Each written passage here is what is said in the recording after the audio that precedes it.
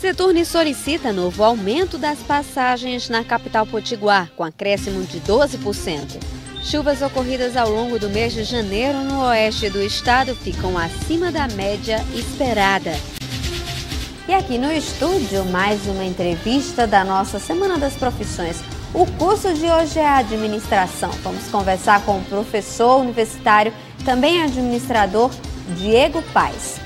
Esses são os destaques dessa sexta-feira, dia 2 de fevereiro. O Feliz News está no ar.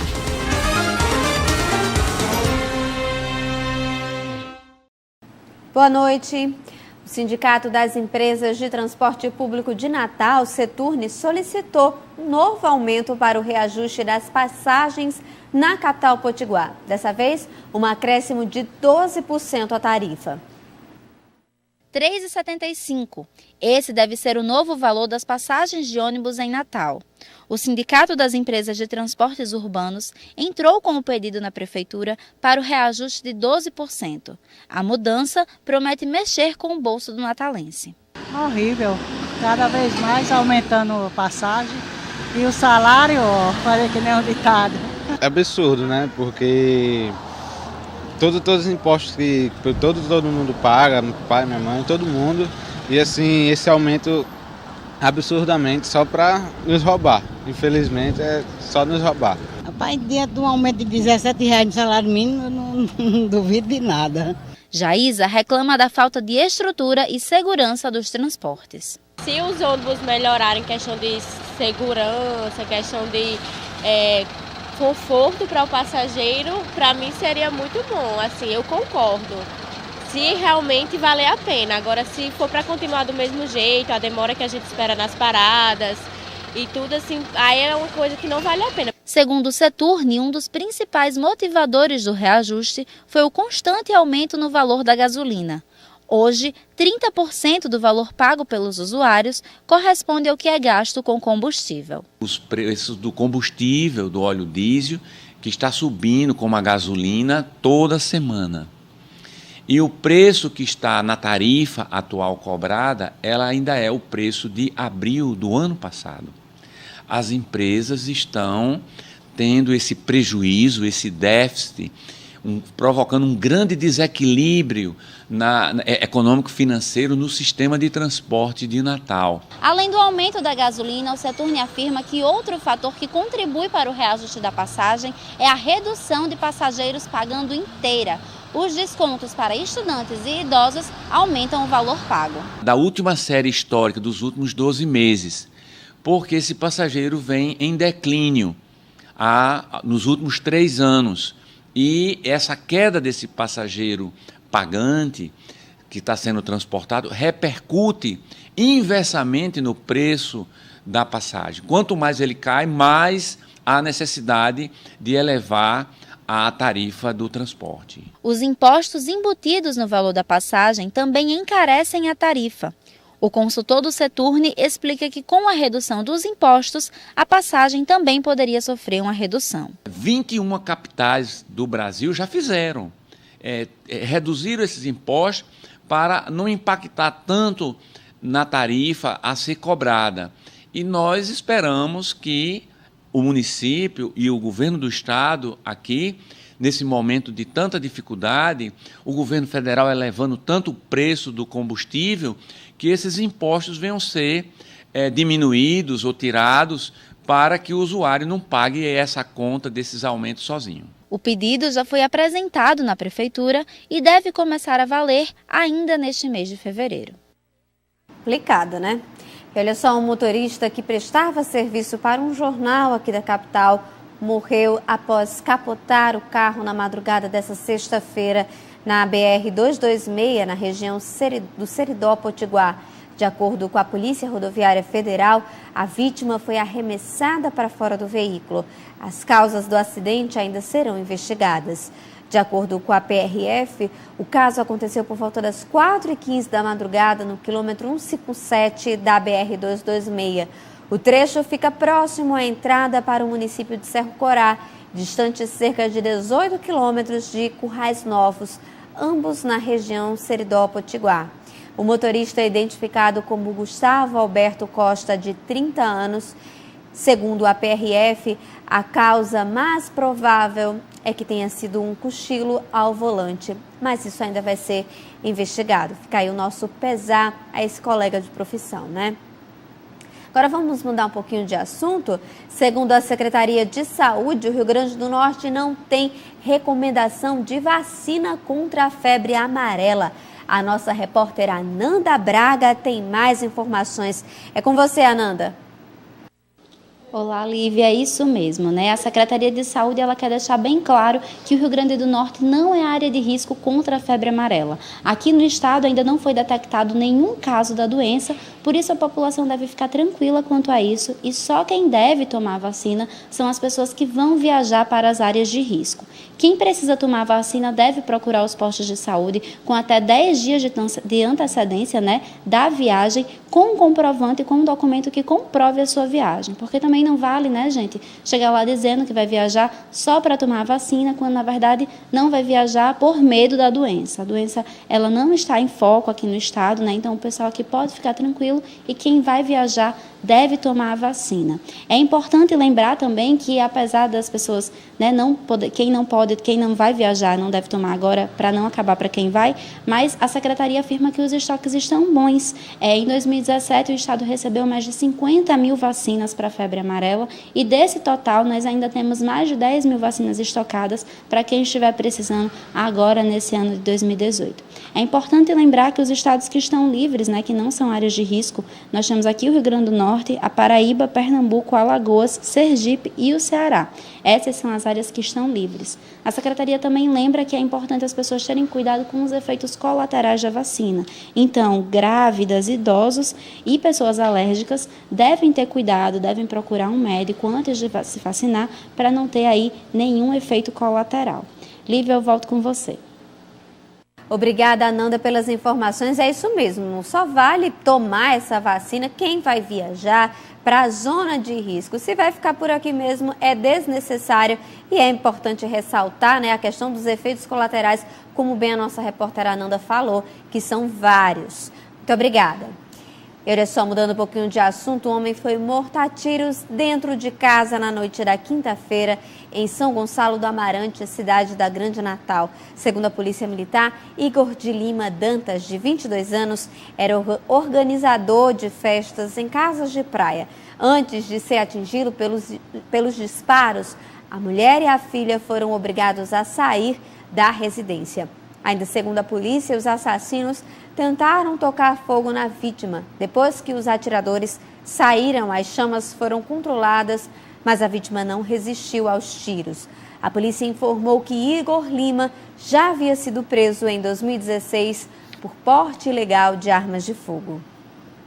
Vamos agora para o intervalinho comercial e veja a seguir. Chuvas ocorridas ao longo do mês de janeiro no Oeste Potiguar ficam acima da média esperada para o mês. É logo depois do intervalo, a gente volta já.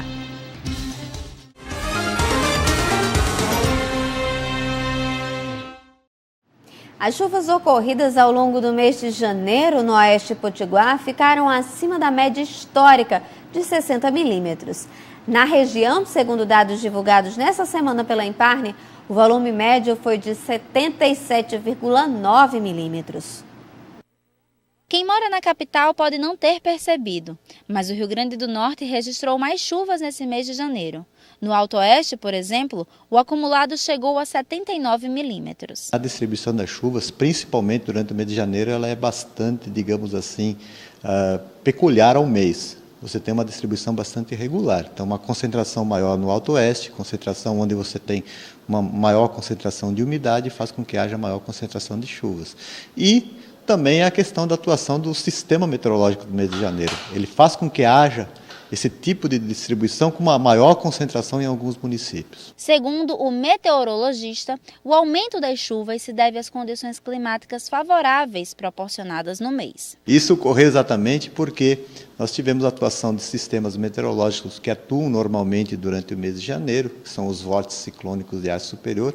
Esses vórtices atuaram, causando chuvas onde tiveram uma maior concentração de umidade, exatamente na região do Vale do Açu e na região do Alto Oeste. Ao todo, em 47 municípios, as chuvas chegaram a 60 milímetros e em 17 elas ficaram acima dos 100. O dado é positivo e gera boas previsões para os próximos meses. E para os foliões que estão ansiosos pelos festejos de carnaval, a expectativa é de chuva. Principalmente no período do carnaval, depois do dia 10 até o dia 20, teremos uma boa concentração de chuvas no interior do estado. Não só no interior, como aqui no litoral também. Então, provavelmente teremos um carnaval bastante úmido, bastante molhado aí.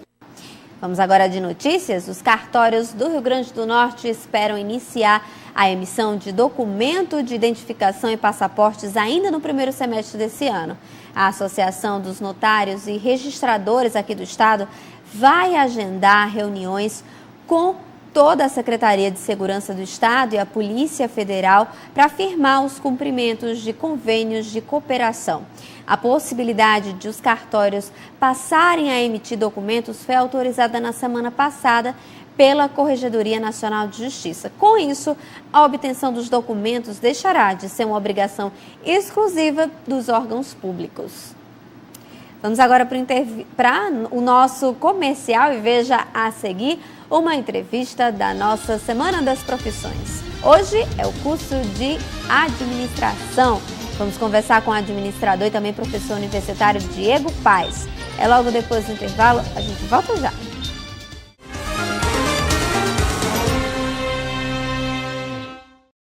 Vamos agora às nossas notícias do Brasil e do mundo com o nosso Giro de Notícias.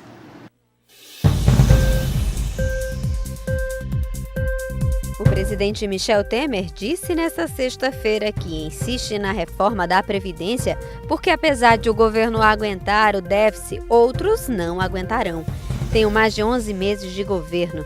Eu aguento a Previdência. Houve um déficit de 268 bilhões de reais nesse ano que passou. A tendência é aumentar essa dívida previdenciária este ano, mas o meu governo aguenta. Quem não vai aguentar são os próximos anos, afirmou Michel Temer. Ele ressaltou que, ao fazer a reforma da Previdência, o governo está pensando nos aposentados, naqueles que vão se aposentar e nos servidores públicos, para não ocorrer o que está acontecendo em muitos estados brasileiros. Em muitas regiões não há pagamento de aposentados, de servidores públicos, há atrasos dos mais variados, lembrou.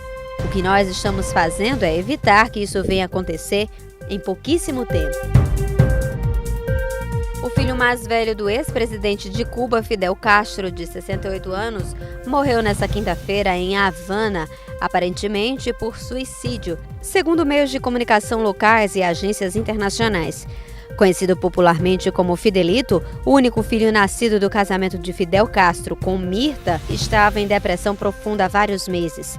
Físico nuclear, o ex-líder cubano, falecido em novembro de 2016, era assessor científico do Conselho de Estado de Cuba, órgão máximo do governo da ilha, e também vice-presidente da Academia de Ciências do país.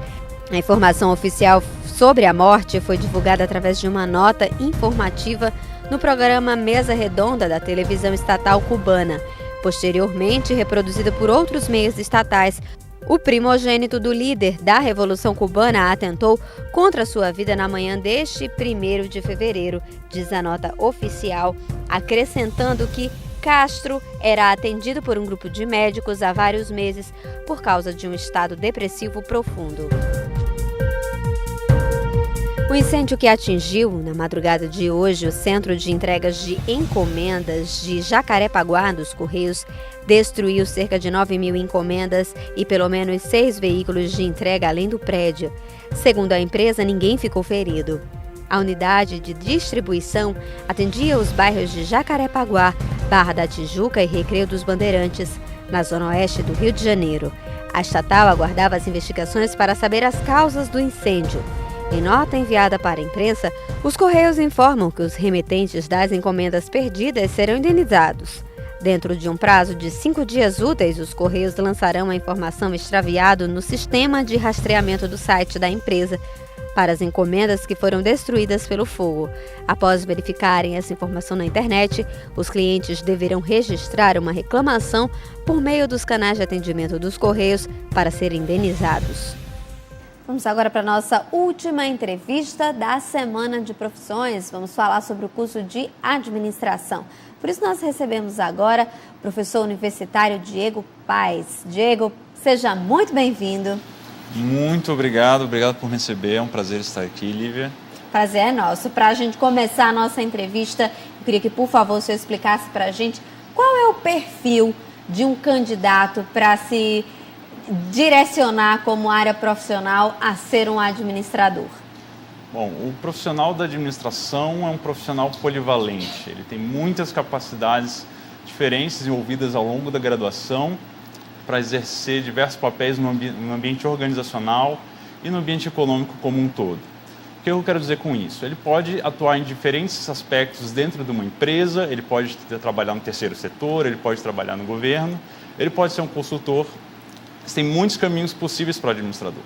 O perfil de um bom administrador é ter uma capacidade de agregar diferentes conhecimentos, conseguir enxergar como um todo a organização ou a empresa, e enxergar oportunidades dentro e fora dessa empresa, ameaças, riscos, saber lidar com elas, saber extrair o máximo delas de forma eficiente e eficaz, gerando ganhos para a organização. Esses ganhos podem ser muitos, pode ser, no caso de uma empresa, pode ser lucro, no caso do governo, pode ser melhores serviços para os cidadãos. Professor, é também preciso desmistificar a questão de administrador é o dono da empresa, por exemplo, o filho do dono. O ideal é que seja um profissional que estudou realmente, que se especializou nessa área, né?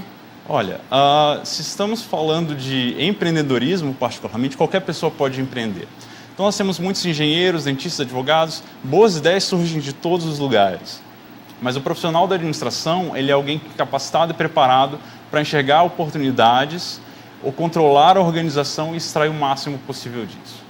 Então, o que eu quero dizer? Se ele é filho de uma empresa, se é filho do dono de uma empresa, ótimo, mas isso não quer dizer necessariamente que ele será um bom administrador. Um bom administrador, ele cresce na prática, no dia a dia, juntando os aspectos teóricos com os aspectos práticos. Então, uma pessoa pode formar em administração e, com isso, ajudar a sua empresa familiar a se desenvolver. Ou ele pode trabalhar numa grande empresa, ou ele pode ser um consultor e ajudar empresas a encontrar soluções para problemas específicos. Ok, falando um pouquinho sobre a graduação, né, o curso de administração, quanto tempo dura o curso, como é que existe uma determinação, por exemplo, quanto aos estágios, é preciso antes de sair da faculdade ter passado por estágios obrigatórios, como é que funciona? Bom, o curso de administração normalmente dura 4 anos, essa é via de regra, lógico que você tem um EAD, que às vezes consegue fazer um pouquinho mais rápido, mas geralmente são cursos de 4 anos. O estágio não é necessariamente obrigatório, mas é altamente recomendado. Por quê?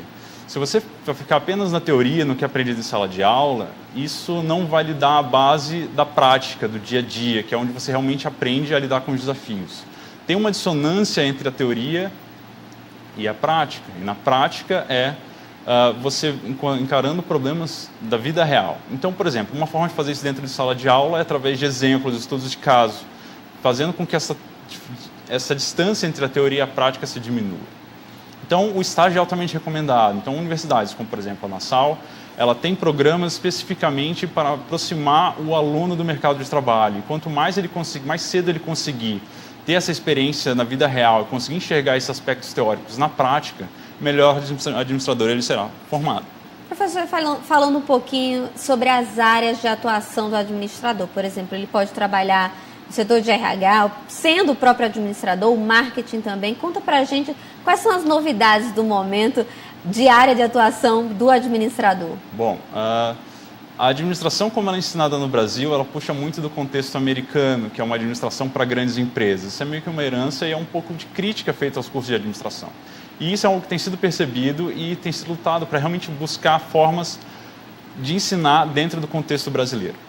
Dentro de uma grande empresa, média ou pequena empresa, o administrador ele pode trabalhar com gestão de pessoas, ele pode trabalhar na área de marketing, ligado à área de vendas, ele pode trabalhar na logística, pode trabalhar no controle da produção, pode trabalhar na parte financeira. Mas, hoje, uma das coisas mais faladas sobre o administrador é o empreendedor. Eu falei mais cedo que o engenheiro pode ser um empreendedor. Certamente o engenheiro pode ir desenvolver o projeto de um shopping. O administrador é uma pessoa que é mais qualificada para observar oportunidades econômicas dado um contexto. Então, um administrador pode enxergar o potencial dentro de um terreno, procurar investimentos, conseguir esses investimentos, contratar um engenheiro para desenhar um projeto e depois administrar esse shopping. Então, ele tem essa capacidade, essa articulação. Esse perfil empreendedor, no caso brasileiro, é muito relevante, porque todo mundo sabe, num cenário de crise, o brasileiro não tem dúvida. Está difícil, não tem emprego, não tem dinheiro. Ele compra uma lata de leite condensado, uma barra de chocolate e vai vender trufa na praia. Ele se vira. Então, ter essa habilidade de administrar, um perfil, uma capacidade, um treinamento da administração é importante nesse sentido.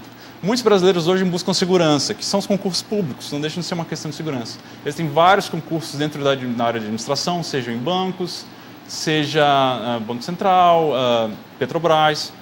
Então, a área de concurso público é uma área muito ativa para o administrador. A área acadêmica, que foi o caso a que eu segui, que é justamente se preparar, estudar as organizações e preparar novos profissionais de administração para o futuro.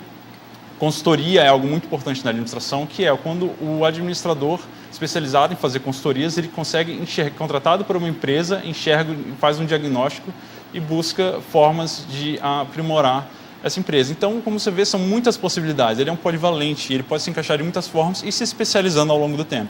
Professor, toda área tem o seu lado bom e também tem o seu lado, não vamos dizer lado ruim, mas o seu lado mais difícil. Falando sobre os desafios, por exemplo, de hoje para o administrador. Na sua visão, qual é o maior desafio nos dias de hoje que esse profissional tem de enfrentar? Bom, em alguns casos, algumas pessoas vão dizer que não é necessário ter capacitação em administração para gerir uma empresa. Olha, o que eu posso dizer é eu tenho um irmão que é dentista e ele foi muito bem treinado para ser dentista, mas como dono de um consultório, o que ele mais me dizia é que a maior parte do tempo dele era justamente administrando o consultório. Então tem esse aspecto que não valoriza, talvez pudesse ser mais valorizado a capacitação em administração. Mas no caso do contexto brasileiro, é o próprio contexto brasileiro que é o maior desafio. Então, nós vivemos um país com várias crises econômicas, várias disfunções na burocracia estatal, é muito difícil abrir uma empresa, é quase impossível fechar uma empresa, muitos negócios são criados sem o devido conhecimento, sem o devido estudo e acabam fechando depois de um tempo. Os impostos, que são um fator que deve ser considerado. Por isso a necessidade, né, do administrador. Por isso a necessidade do administrador. E o administrador brasileiro, ele é reconhecido no mundo inteiro como uma pessoa criativa, capaz de liderar com um cenário de dificuldade e pensar rápido em momentos de crise, que a gente conhece, infelizmente conhece tão bem. Né? Com certeza. Professor, para a gente finalizar a nossa entrevista, existe um piso salarial, uma remuneração específica para o administrador ou depende da empresa, da área de atuação onde ele vai atuar? Bom, o salário inicial dentro da administração pode variar entre R$ 1.200 e R$ 2.500, que é realmente aquele pessoa que acaba recém-formada, que começou a trabalhar numa empresa de pequeno e médio porte, e o teto não existe. Se você pensa no funcionalismo público, os concursos que pedem graduados em administração geralmente começam ali em R$ 3.500, R$ 4.000, mas se você, por exemplo, um executivo de uma grande empresa pode receber algo como não facilmente no Brasil, claramente, mas pode receber algo como 200 mil por ano, fora bônus sobre produtividade. Se você pensa em empresas grandes multinacionais, o teto é virtualmente inexistente. Não há limite. Então, é muito da capacidade de cada um e do que você constrói. Se você construir o seu próprio negócio, o seu trabalho, o seu sucesso vai determinar o quanto você vai ganhar. Ok, pois muito obrigada. Recebemos agora todas as dicas, tiramos as dúvidas, na verdade, do professor de administração. Muito obrigada pela sua presença. Muito obrigado, Lívia, por me receber novamente.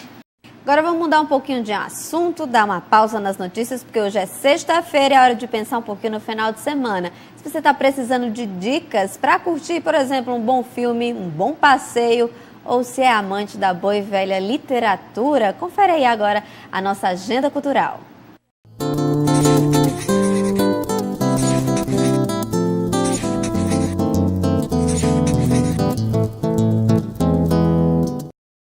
Nesse livro, Barry Schwartz nos mostra como o crescimento assustador do universo de escolha tornou-se paradoxalmente um problema e não uma solução. O paradoxo da escolha trata das escolhas com que nos deparamos em quase todas as esferas da vida: educação, carreira, amizade, relações amorosas, criações de filhos e o consumo em geral. Mas Schwartz também deixa claro que não está dizendo que a escolha não melhora a nossa qualidade de vida. Ela permite controlar o nosso destino e quase sempre conseguir exatamente o que queremos de qualquer situação.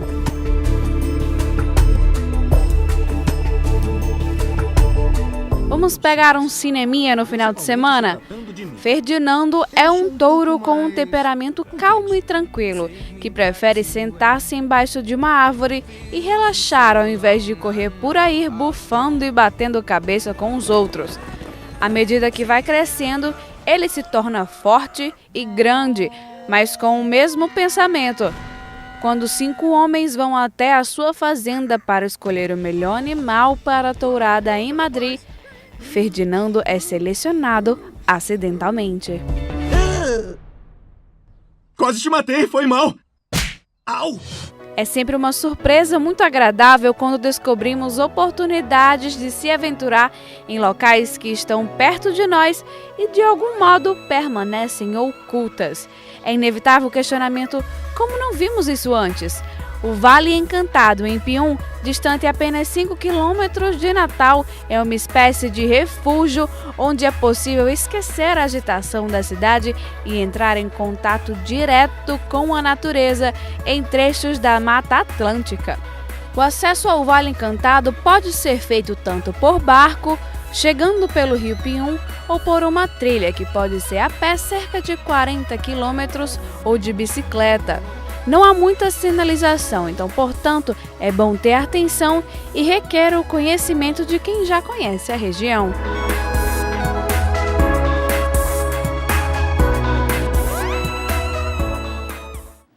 Dicas anotadas, então agora é partir o final de semana. Muito obrigada pela sua companhia.